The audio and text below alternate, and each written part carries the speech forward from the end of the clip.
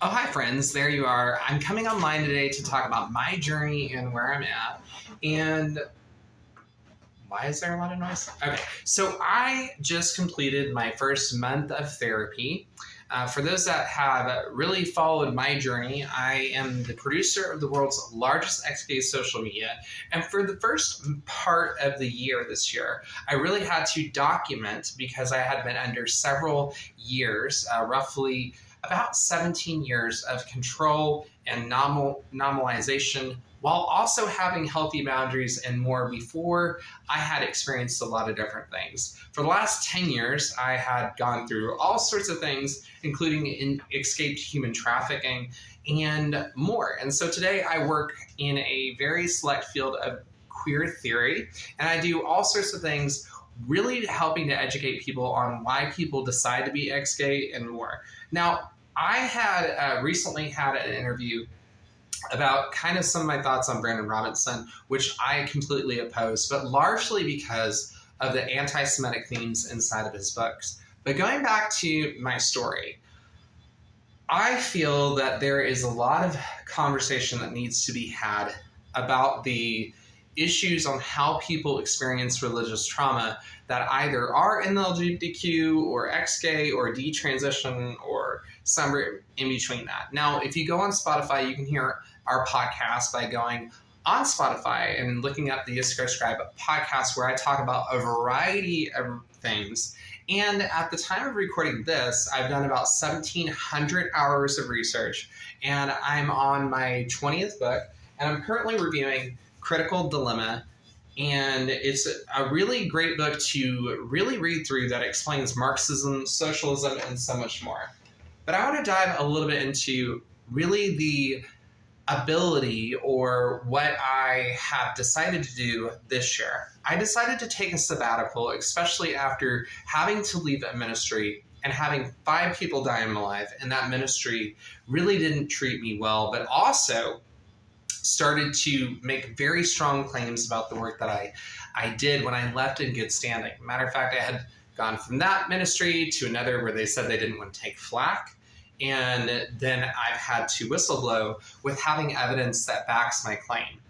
One of the things about my story that makes it very, very unique is that I had the experience of having dozens or to thousands of orphans that were impacted by slander and ended up passing away during COVID as a result of defamation. And it's really just revolving around this idea of people treating people very negligent and more.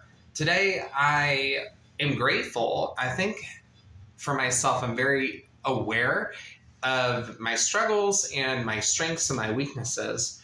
And so I don't say I'm without fault. And I share what it was like to go on my journey, and I'm in the middle of writing a book. But the largest thing that I'm learning in the middle of this is that sometimes you have to take a very outspoken stance, and sometimes you have to really take time, and some things just don't heal unless a person really does take time. And so it's just been a really interesting season of my life to really be able to take time to not only do the podcasting that we do and the research that goes to help all sorts of people around the world, whether you believe homosexuality is a sin or not.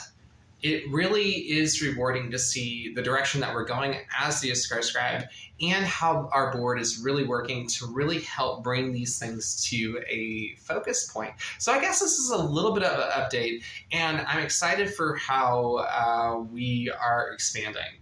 But for those that don't know, recently there was also a event where I guess a gay stripper once upon a time was at a men's conference. So we recently just did a podcast on that you can find on Spotify, where you can hear the pros and cons of someone that is part of the NAR movement, which is partly the reason why this is called a charismatic chaos reel. Now, I actually didn't know, but there's actually 2 different books that have been written. So if you are interested in charismatic doctrine and how it is, as Brandon Robinson says, the fringe of society. And I'm not a huge fan of Brandon Robinson, largely because he tells people that ex-gays just don't exist and has a background in being harmed by conversion therapy. I never really went through it myself. I had somebody that tried to do it, and I said no. So I almost went through it. But Brandon Robinson and others, and a lot of people that are in the LGBTQ, have a huge background of being treated a particular way. Today, there's only about 1%, from what I understand, that actually have a direct assault of conversion therapy. But I'm starting to change my opinion because of what I'm noticing about this fringe of Christianity that Brandon Robinson had brought up on the Jubilee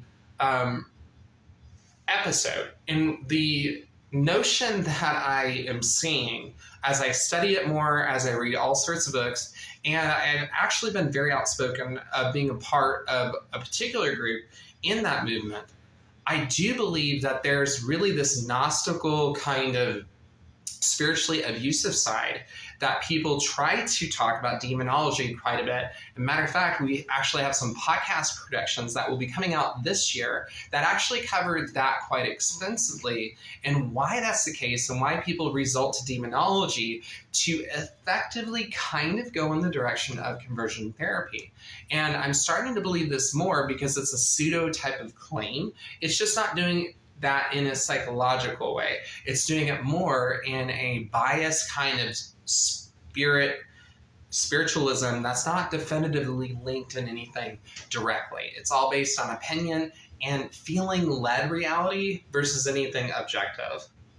In light of that, I've been doing a lot of researching. So I guess this is a little bit of a life update. But more so, it really does concern me when we have these events, especially by Mark Driscoll, who basically said that the church is dealing with the spirit of Jezebel in the middle of a conference and immediately got, well, knocked off the stage. Whatever the case is of whether there was an actual spirit there, it does present several different things that are really causes of concern. Again, you can check that podcast out by going on Spotify and scrolling down if you see this later. But it really is a problem that I'm seeing starting to develop. But most of all, I think that whenever we have these conversations, or to borrow a line from Gilbert Gonzalez TV about the middle ground, in which he talked about that the other day, I think it's really important to have these conversations.